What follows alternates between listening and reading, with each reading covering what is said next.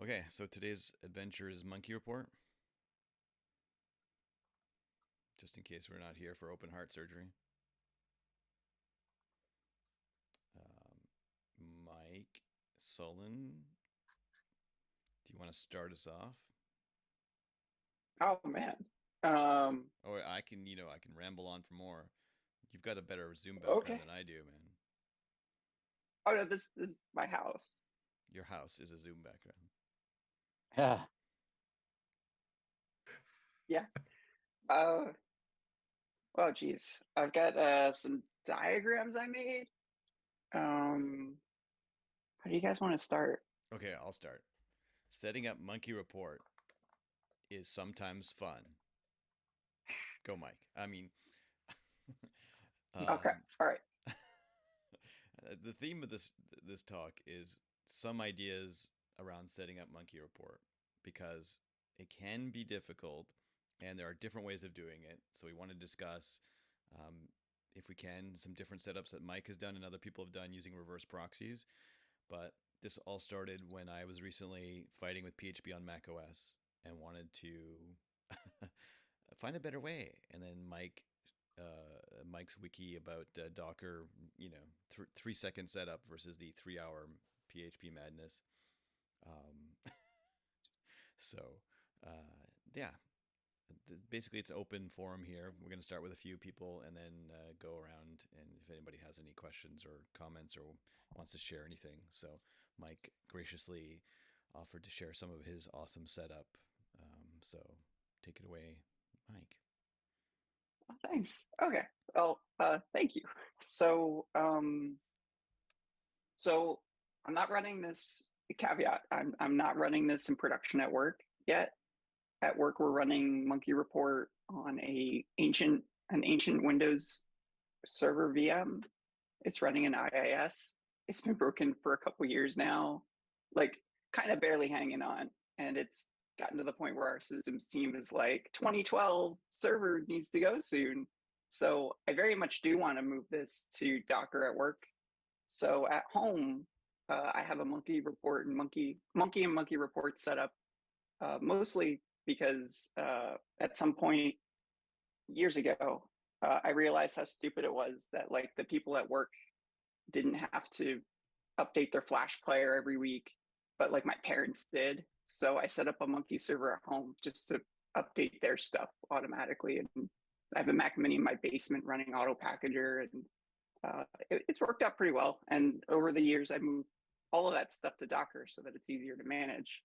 So I made a diagram. If you hop in the pre-conf setting up Monkey Report channel, I'm going to drop a couple diagrams in there. Um, so here's what my stack currently looks like.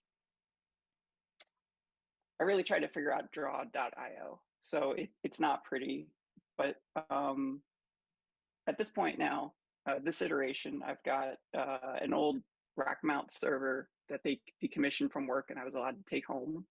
And I put VMware ESXi on it.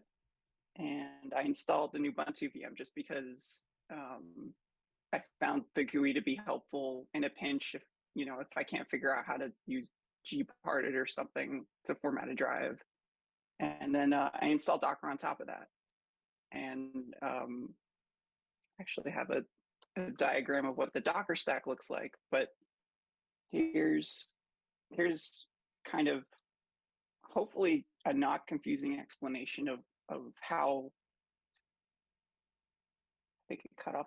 Oh wait, no, I moved that to the bottom. So here's hopefully a not confusing way to explain how everything sort of sits in the Ubuntu VM, where I've got Docker running, and then yeah, um, I swear I didn't steal it. Um, so I've got Docker running, and then traditionally you would have all these components be separate servers, where you might have a reverse proxy or a load balancer as a separate appliance that's sort of sitting between your application servers like Monkey Report and the internet.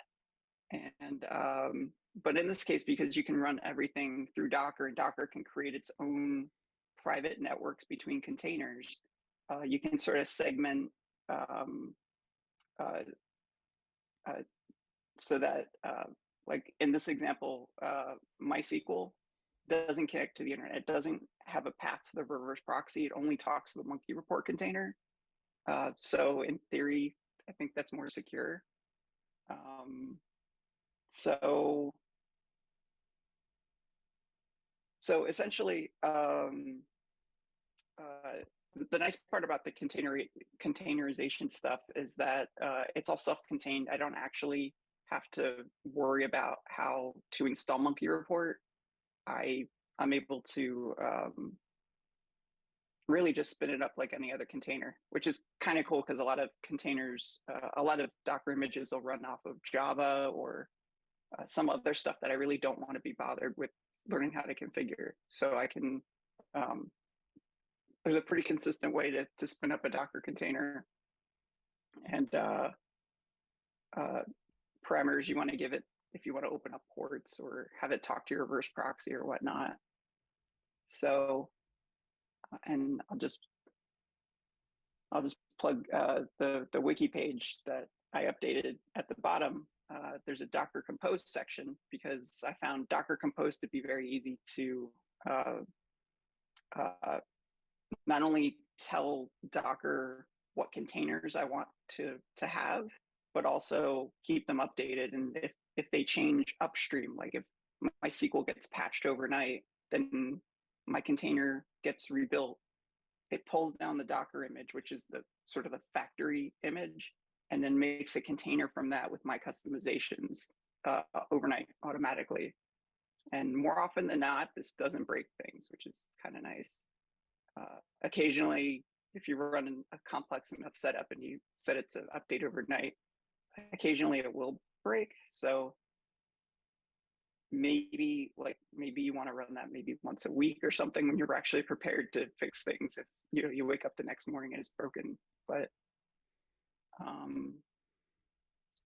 besides that, here's the other two diagrams. I was trying to come up with a good way to explain how reverse proxies work. Here's my attempt to explain how reverse proxies work. When you have a domain name, I use the subdomains. I find subdomains easier to configure. More applications support using with a reverse proxy with the wildcard subdomain. So you could have, you buy domain.com. You can have wildcard DNS configured for your domain so that you can point the whole thing to your home network, which I'm not lucky enough to have bought a static IP. So I just have that as a CNAME to like a dynamic DNS service that I've got. And then, so the cool part, I think, is that you can, in the case of MunkiReport, so everything goes through your reverse proxy. It's sort of like a traffic cop kind of, where everything comes in through port 443, but whatever domain name you type into your browser or you're connecting to through a client like MunkiReport, the reverse proxy routes it to the correct Docker container. So in the case of like MunkiReport, if you visit MunkiReport.domain.com, that goes through 443, gets to your load balancer, your reverse proxy, and then that routes it to the correct Docker container. So I think that's most of what I had. Check out the wiki. I put a couple of commands in there, and I tried to make a sample config that would actually work, and outline some bullet points for you might want to make customizations on your own of the sample stuff that I provided. And I didn't get to it before today, but I do intend on writing like a quick reverse proxy wiki page on the MunkiReport wiki. Typically, projects don't have like a full handhold kind of explanation on how to run a reverse proxy. but we can link to a few, and I can post the config that I use specifically for MunkiReport, which seems to be the norm for a lot of other open source projects. So I'm going to work on that pretty soon, probably within the next few days. So check it out and let me know if you have any questions.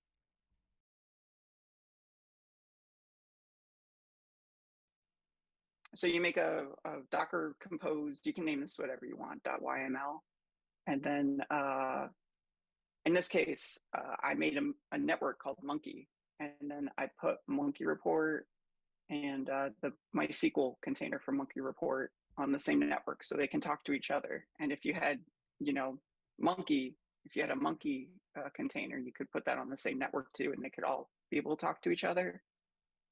Personally, I like, I know it's a little old, but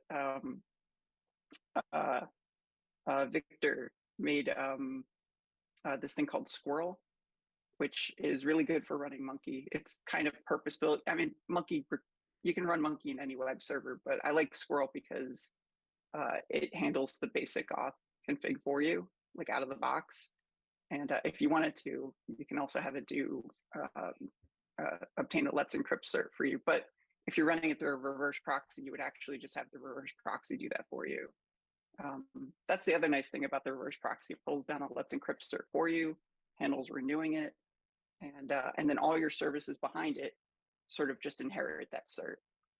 So, and I put some notes in here about things that you would want to change, such as like I'm storing everything in media Docker, which on Ubuntu, in my case, is an SSD that I shoved into my server. But you might want to put things at a different path. I guess the basic idea behind Docker is that you're running this container that's sandboxed, and then anything that you want to save local to your machine, you save it into a volume. So you have to specify where to put the stuff that you actually want to either provide to your container or stuff that you want to save, when your container shut down and it's reset back to the sandbox defaults for the container. So in this case, I provide the local folder for MunkiReport to my container so that I can provide the account for myself to log in, and then I store everything else in the MySQL database. And down here, so this involves just running Docker Compose, which you can actually script this. These three commands, I actually have these run overnight. I shut down all my containers, I run a backup, and then I run this script to just update everything and bring it all back up. And it's kind of nice because if you have any containers that aren't defined in your Docker Compose file up here, then it just destroys them. So you can keep things pretty clean. And then here are the diagrams that I threw into Discord.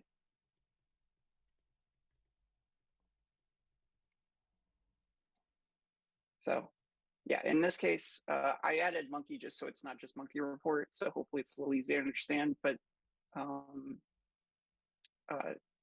in this case, Docker is running all three of these containers. But in this case, MySQL is sort of sectioned off where it's not talking directly to the reverse proxy. If you did need to add the MySQL database, you could install something like, you could set up a container like adminer, which is kind of like phpMyAdmin, and then give it exclusive access to the MySQL container, put them on their own network. Containers can be in multiple networks, so you can make a network just for databases, and then put adminer on the reverse proxy network. And so you can still go into adminer and edit your database if you need to. But otherwise, it wouldn't have direct access to the internet, which is, I still think it's a pretty good idea. And then, yeah, and this is just illustrating that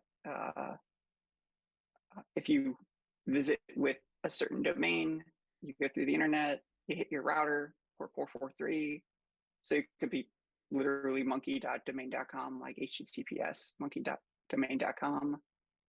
You get in through your router, hit the reverse proxy. The reverse proxy determines that you were trying to visit Monkey and then redirects you to the Monkey container.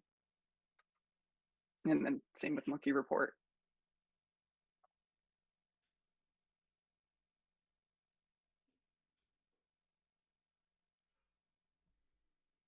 I'm just looking at the chat. Thanks for posting the Docker how-to. I probably didn't cover the basics of Docker too much, but it's very handy. I like it because I don't have to deep dive into everything. Like for MunkiReport, for example, I've not had to mess with the police command at all, which is kind of nice. I like just being able to specify a config file and then just run a command that says make this happen, and then it just you see a progress bar in the terminal, and then all of a sudden you have a container running that's fully up to date. And if I want to update MunkiReport, I literally just change this version right here. It pulls down a new image, it destroys my container, makes a new container from the updated image, and now I've got MunkiReport updated. You run the migrations, and then you're done. That's awesome. I mean, I know I always avoided Docker because, new stuff is always scary stuff. But after struggling with PHP on Monterey on Mac OS and for like 3 hours, and I hadn't seen Alex Narvey's quick talk about PHP, and I was just like suffering because that hasn't happened yet, the quick talk. And then I was like, oh yeah, Mike in Docker mentioned it before. Yeah, literally 3 minutes. I had, MunkiReport, and I didn't have to think about PHP. It's just like it's Docker runs, boom. And then, of course, the next step is setting up a reverse proxy and then getting everything secured that way. So, no, I really appreciate you showing us this, Mike. I don't know if you mentioned the Authelia stuff or Authelia. Oh yeah. Because you were telling me that, So you and can't really. you blew my mind. Oh yeah. I really like Authelia. Let me see if I can find. Oh, they changed their website. Well, so Authelia, uh, the reverse proxy I use is called Swag, and they have integration with Authelia. So for any application that doesn't already have its own authentication method, or if they do, but you don't want to use it and you'd prefer to have SSO, you can implement Authelia, which sort of sits as a layer between your like on top of your reverse proxy. So when you hit any website that you're running, like if you hit monkireport.domain.com, which is not a good example because I can't get this to work with MunkiReport, but if you did have Authelia working with MunkiReport, you could just hit your monkireport.domain.com. Your Authelia pops up, or not if you've already signed in. You log in with your login and password that you set. You can do two-factor authentication just using a one-time password, the 6-digit code, which I just have it autofill from one password, and then you're in. And then from there, you can visit any other domain that you've also protected with the same instance of Authelia, and you don't even have to go through the login and password and the two-factor. It's pretty nice. So for applications that don't have authentication, or I don't want to use their authentication, I just set it to no auth and then pop this in.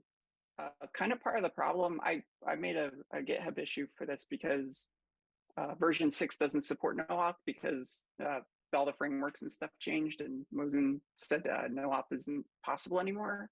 So I don't even know if it's going to be possible to do this in the future. But the reason it's not possible in version 5 is because there's no separate login. Like the console for MunkiReport lives at the same URL that clients check into. So at the reverse proxy, what you would do is you would say like if there was a /check-in for like clients to check in, then you would say, don't use Authelia for this path, but then the rest of it, yes, use Authelia.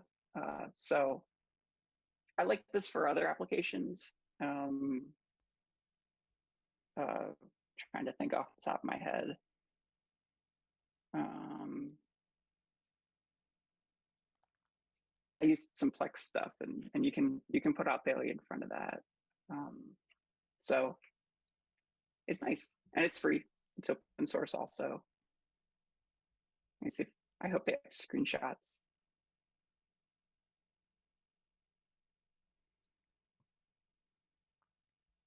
I don't think this will work for MunkiReport because the clients need to log in, and I think they need to be able to access the server without authentication.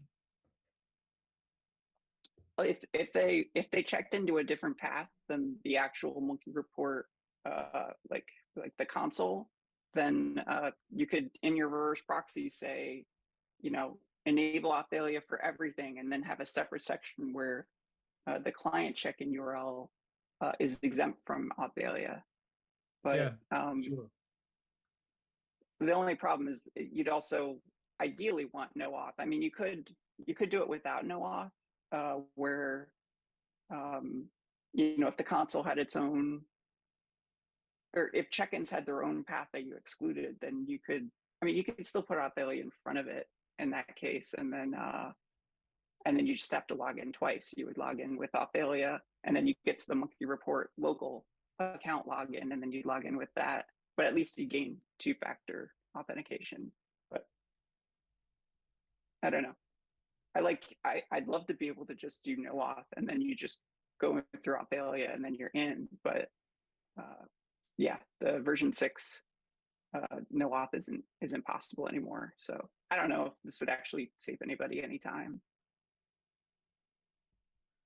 Since you mentioned saving time, I just wanted to pop in and say, for people who have been looking at this and maybe haven't implemented anything with Docker yet, I was in that position many years ago, but really interested in it. And of course, it helps to have something tangible that you want to get up and running. And MunkiReport was that for me with Docker.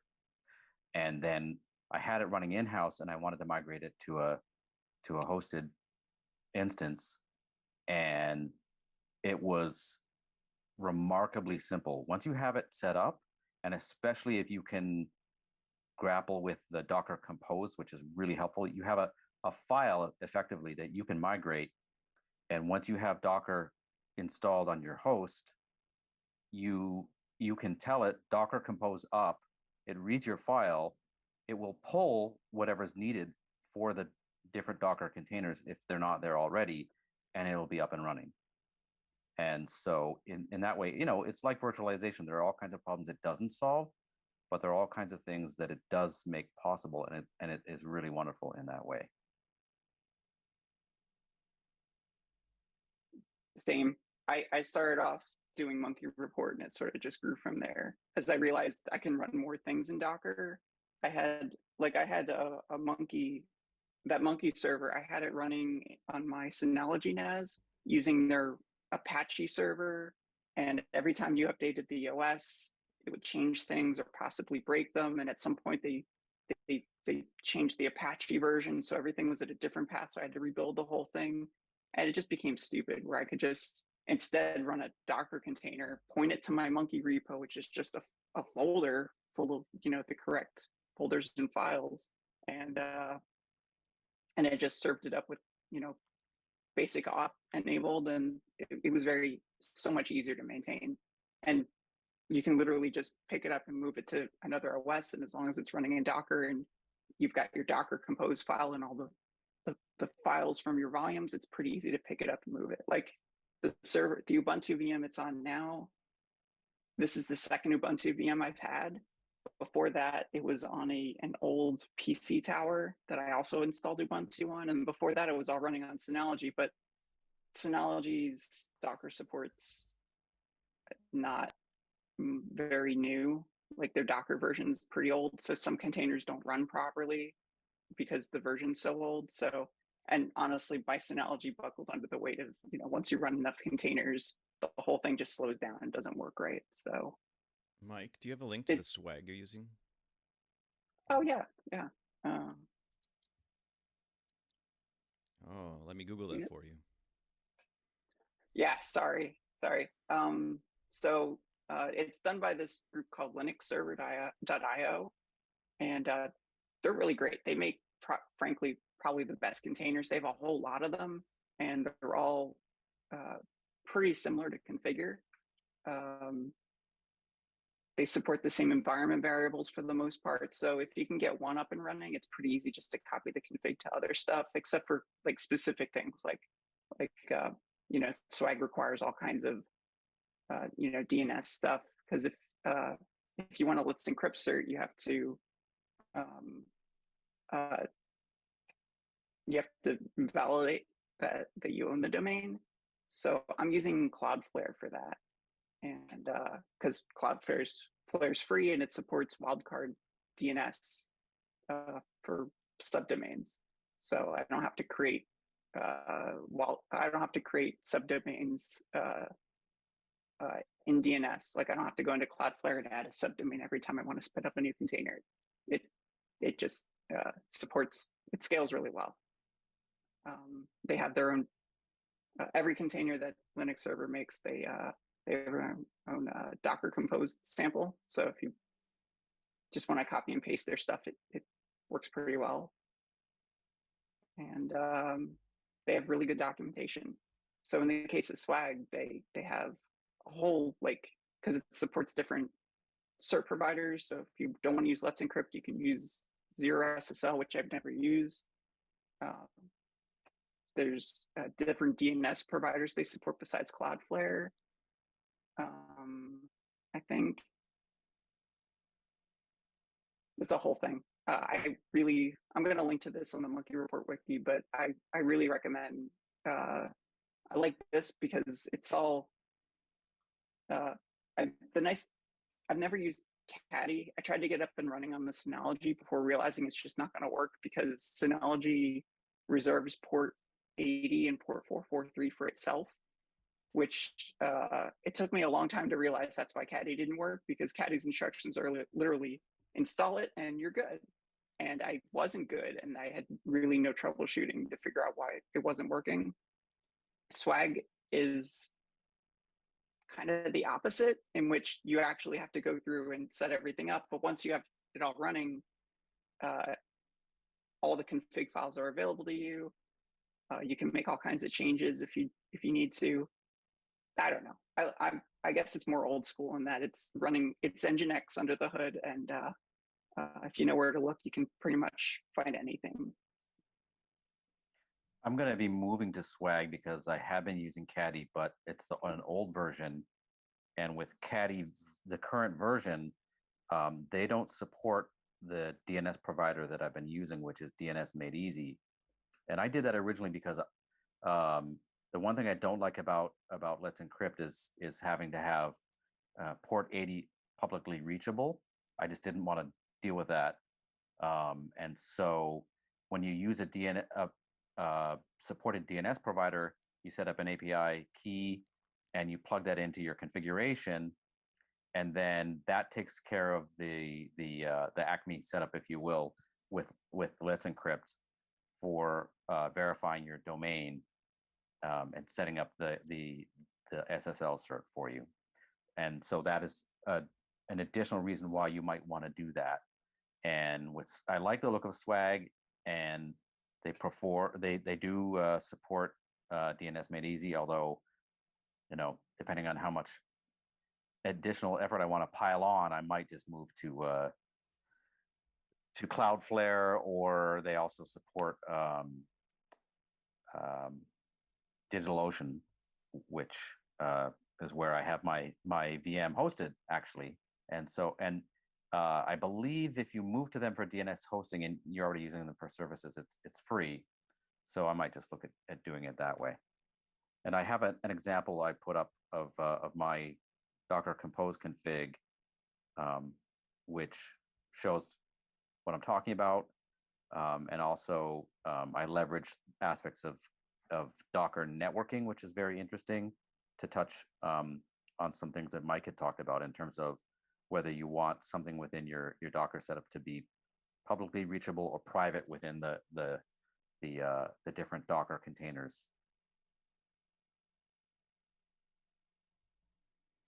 Sweet. Yeah, I moved to Cloudflare for the same reason. I really didn't want to open port 80. It didn't feel comfortable with that. So the DNS verification or validation is way better. Just get an API key, pop it into the config file, and it just handles it. Yeah, exactly that. Exactly that. I pulled up the config for this too. Here's all the different reverse proxies they support. Initially, I tried to use Google, but I think it requires some sort of enterprise domain. It's not Google domains. It looks like it's some other thing, some other service that Google runs for enterprises. So I don't think it's free, but I know Cloudflare is free. The others might be free, like DigitalOcean, DNS Made Easy.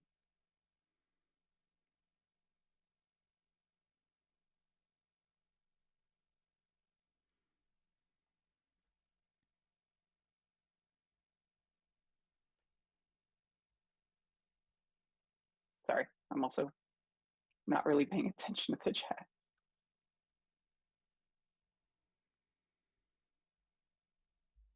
Did anyone else have any reverse proxy or monkey report solutions? I know Alex made a huge document for Apache and monkey report and monkey and reverse proxies. No need to rehash the entire thing.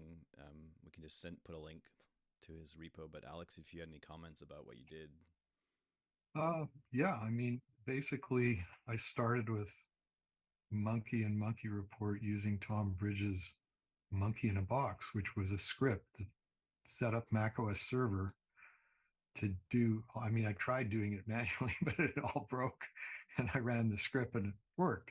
And the script was incredibly well commented, so it helped me understand how to use Monkey and Monkey Report on Mac OS, and so I kept doing that with each new version of Mac OS Server. And when Mac OS Server was no longer available, I adapted that information to just plain old Mac OS, because it still has Apache and it still had PHP and everything just worked. You just had to modify the config files a little bit differently. And so I maintained a reverse proxy tutorial on my website for many years, going back to, I think, 10.9. So there's a version for basically every operating system. But I found that, with Catalina and Big Sur and Monterey, it works just fine. I only have 300 endpoints at the different clients that I manage. So using SQLite is fine. I don't have to mess with MySQL even. I only had to, in Monterey, sign my own PHP finally, which I'll be talking about tomorrow for a few minutes. But I'll post quickly a couple of diagrams from my that tutorial in the Discord. The first one is, this would be your best practices. There's no reverse proxy at all, right? You have one IP address, public IP address for every box that you're running, and you run everything on a separate box. Monkey report on one box, Monkey on another box, etc. But in the real world, you may have some scarcity. So this would be a diagram where it shows your IP scarcity. You only have one IP, but you have a bunch of different boxes. And in that case, you can use reverse proxy to spread those domains or the subdomains, just like Mike was talking about, to the different boxes. And then in some cases, like in the old days, you could run everything on one box. So that would look like this, where other than the FileMaker server, which you now have to separate, you can run Monkey and Monkey Report on the same box and reverse proxy to that. So in the tutorial, and let me post a link to that. in the tutorial I have some template files, and I have a script to help you set it up. And I also have a script that will help you back it up, because when Apple upgrades the operating system, sometimes they upgrade Apache. And when they do that, they wipe the Apache config files back to their original status. So by running a backup before you've done the operating system update, you just run the restore script and it repopulates your specialized configs and certs and site files and all that, and you're up and running in like 30 seconds. So Apple destroys, but bash scripting fixes. So all that information is in the tutorial that I posted there. I guess when you put a link in, it just shows you that. So, oh, there it is. Okay. So yeah,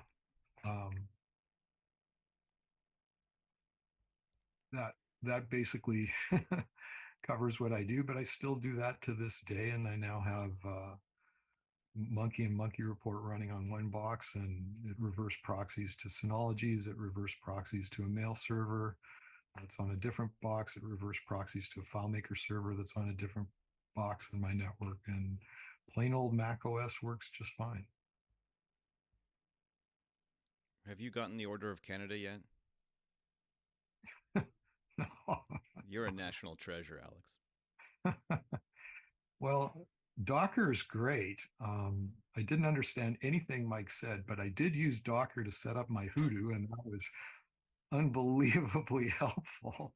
And I used Docker for something else that I spent like 3 hours trying to build my old Linux server, and then I just gave up and ran the Docker. I can't remember what the other thing was, but Docker's fantastic. But in my case, I've already figured out how to use MunkiReport on a plain old Mac OS, and it still works great. Now you just have to go through the bother of compiling and or downloading and signing your own PHP. But it turns out that even that is not very hard. It takes a few minutes, and you're basically done. It just goes to show that we can all get stuck on things, different things. Oh, I'm stuck in the old way. Like, as you said, everything new is terrifying. And there's so much new stuff these days that it's a constant terror trying to keep up with that. So if it works, I don't touch it. It still works. It worked in Big Sur. It works in Monterey. And I haven't run it yet in Ventura, because I wanted to keep everything on my system the same through MDOYVR before I start breaking everything and using Ventura. But I'm pretty sure it's going to work on Ventura.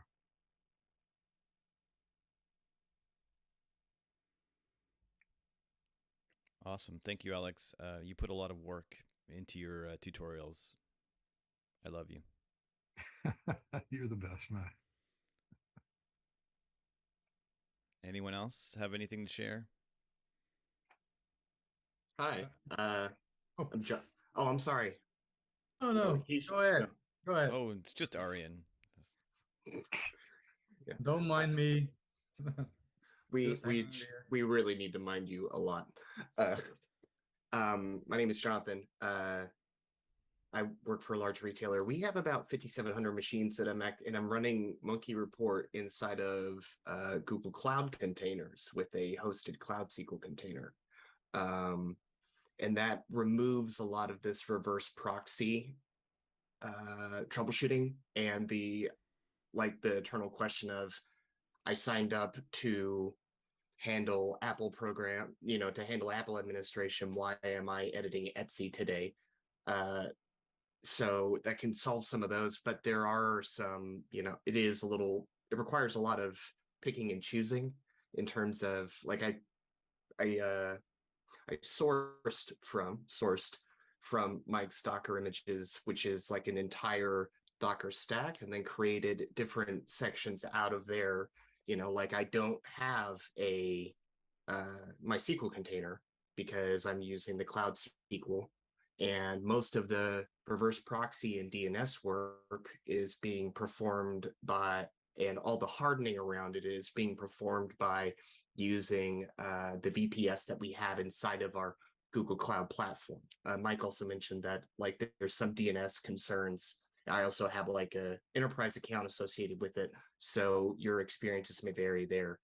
I've also found that SQLite it stops being performant around 500 devices or so, regardless of how you're hosting it. And I don't know if, and I don't believe that's a limitation of SQLite. I think that might just be the way that things are set up. But I would also say that if you're running, like if you have more than 500 devices on MunkiReport, hopefully you have a DBA somewhere in your stack who might be able to give you some advice on it, you know, because that's also like we're Mac admins.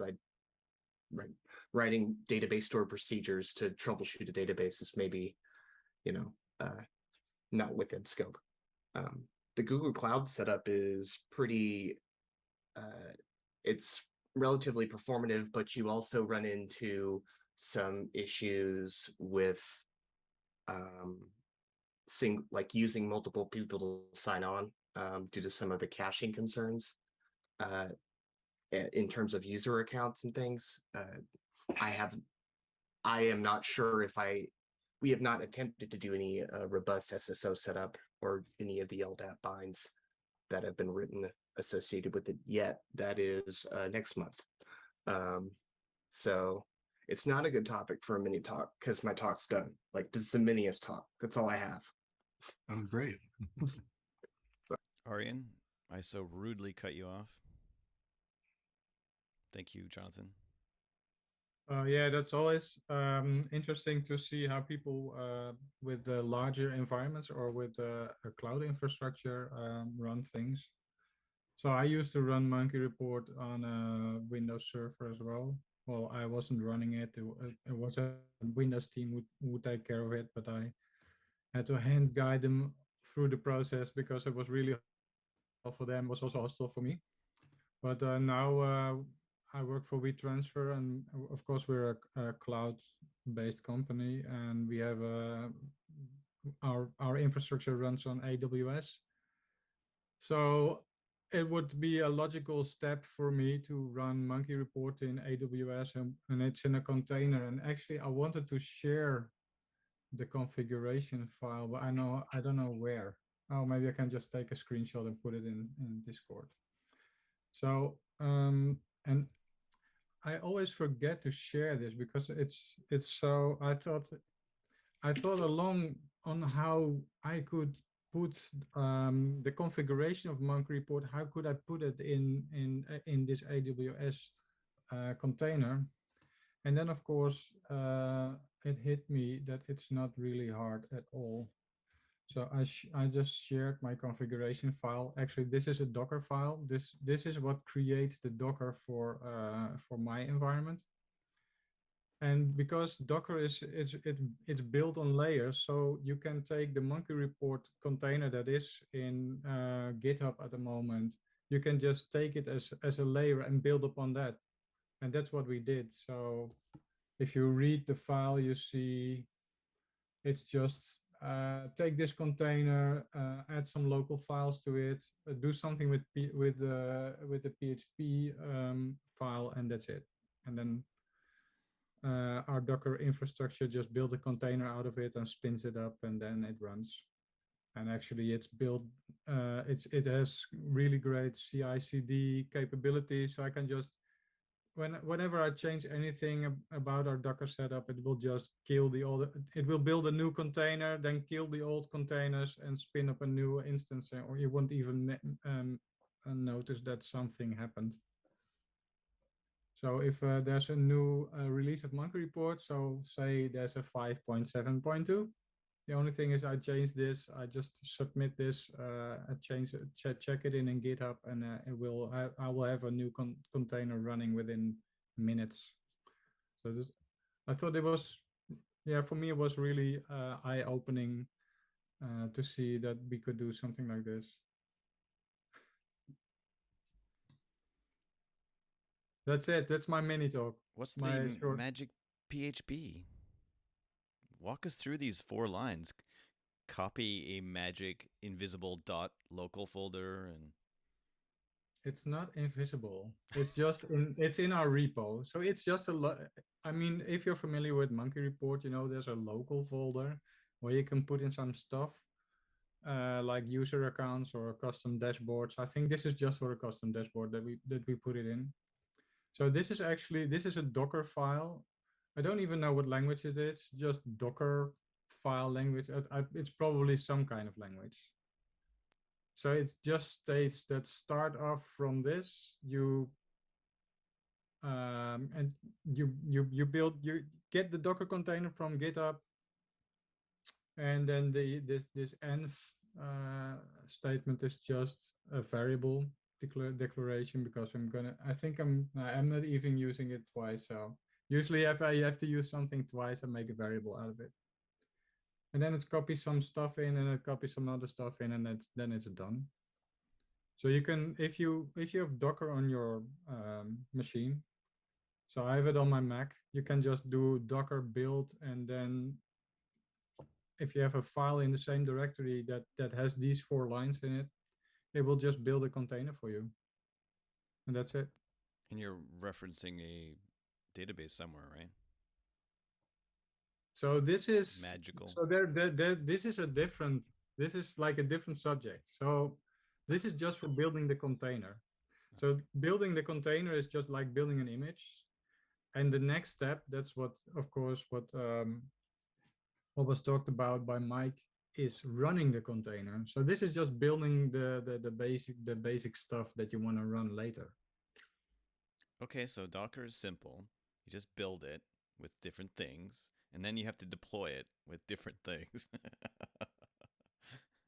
Basically, that's it. So I'm not a Docker expert, so I have it running on my Mac. I saw that some people were already talking about that it runs on an M1. Oh yeah, Tim said it was possible to run it on an M1 Mac, and it runs fine.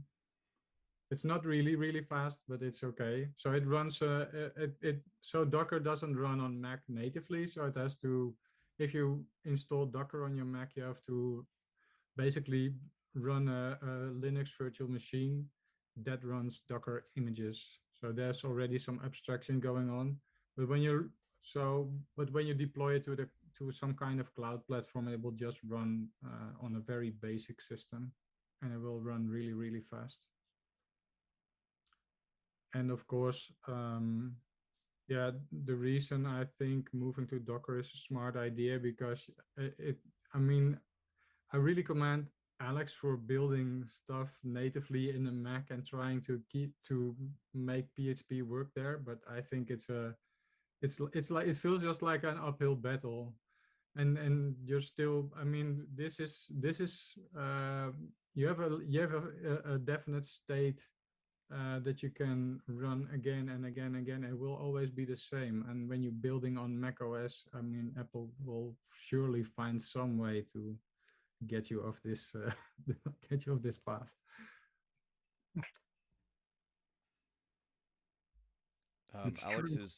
Alex's theme song is Kate Bush running up that hill. Yep, the Sisyphean task. I know Mike talked about adding some stuff to the wiki, the MunkiReport wiki. So once a year we get together for the great tribal MunkiReport gathering where we discuss the wiki and make potions. So we all look forward to adding things to the wiki about Docker or reverse proxy. I mean, we already have some nice stuff on Docker, which even was simple enough that I was able to follow it. Thanks to everyone who edits the wiki.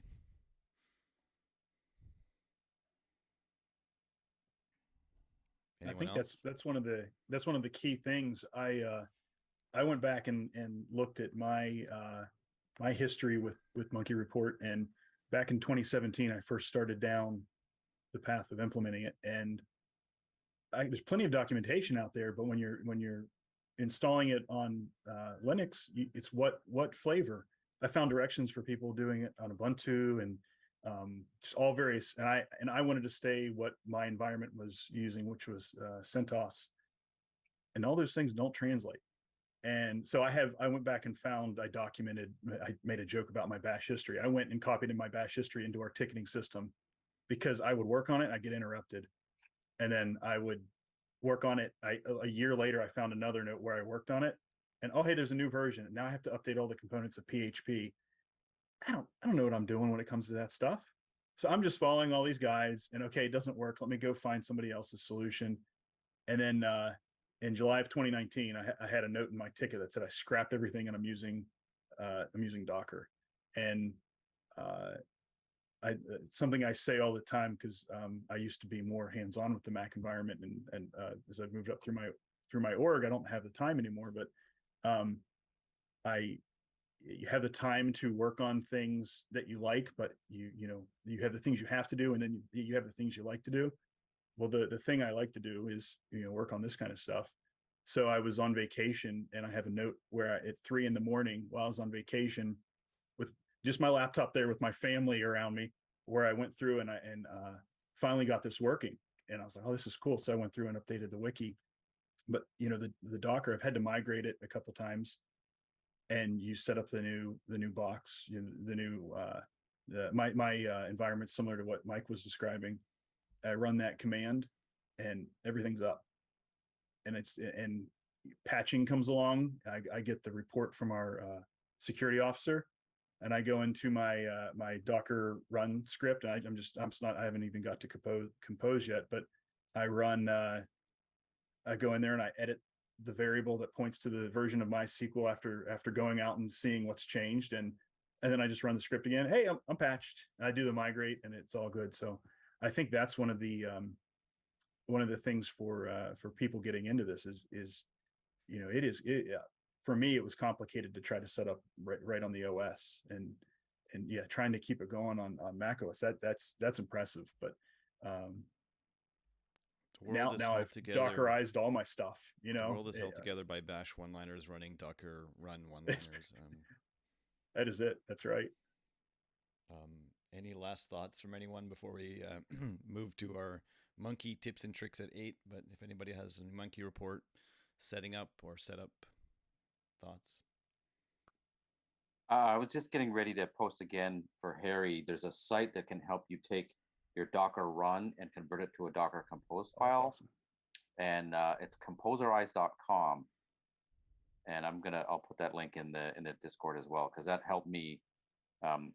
Because once you move to the Docker compose setup, it's just an additional layer of not having to track down your bash history. You go, what was that I ran? What did I change last time? You have a file you can reference. And what I'll do if I make a change is I'll just, I'll rename it with a date, and then edit my Docker compose file as needed. And I'm finding that it's extremely helpful conceptually as well. What's really helpful is all of us coming together to help each other. Thank you, David. Thank you, Arjen. Thank you, everyone that's been contributing. I think we need to do more of these more often. I've rallied the troops a couple of times, but mostly to discuss version 6, which is maybe a tiring topic. So helping us support the existing Monkey Report is probably useful. So if anybody thinks this is more useful to do again, because I think I could use a Docker support group, because I'm still struggling with ephemeral data here and permanent data over here. So I'm always worried that if my Docker compose dies, or Docker run command dies, that everything is going to die. And I mean, yeah, I have trust issues. Thanks, Matt. You're so great. I really love that you got this going, and this was a very good start for the conference. Aw, I love you, and I don't love running my Zoom here. Well said, Arjen. We need more volunteers. If anybody wants to volunteer and help, please help.